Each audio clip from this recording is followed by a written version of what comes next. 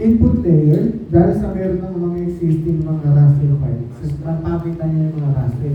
Pero, ang slope na gagamitin natin ay i-base natin sa ating DEM.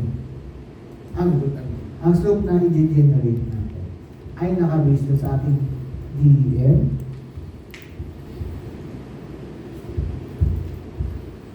And then, pakicheck lang po dito yung slope expressed as percent instead of degrees.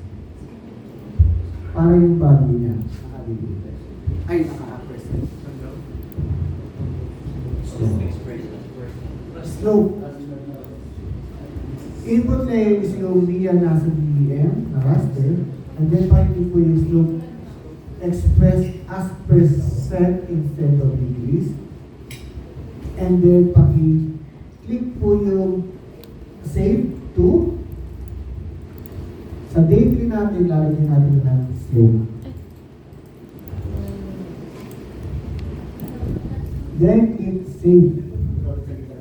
Ano yung nasa DEM? Nasa DEM, yung input layer, i-check lang po natin yung slope expressed as percent instead of degrees. And then, yung file kung saan natin siya isa-save. And then, yung pinakamahirap gawin, click yung run. Then, click close. Oh, what happened? Kung napansin nyo, meron siyang additional raster na generate. Then, iba naman yung output niya. Ayun, sir. Ayun o. Nakita yung mga Anong output natin? Meron tayong slope map. Inano ko, binuksan ko yung ano. Oo. And then, para ma-configure natin yung slope map, makakita natin yung mga classification niya. Like yung nandun sa ating key portal.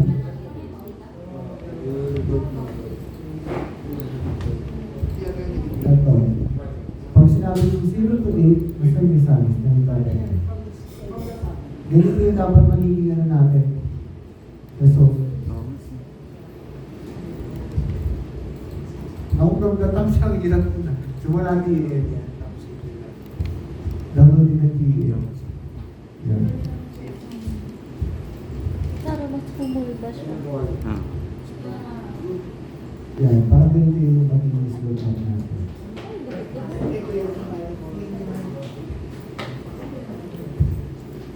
Ito mo, mountainous yung area na ito. DEM mountainous.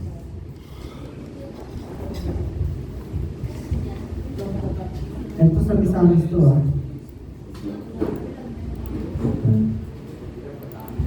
Para magawa natin yung sa slope map, lahat ko ba nakapag-generate ng hill sheet?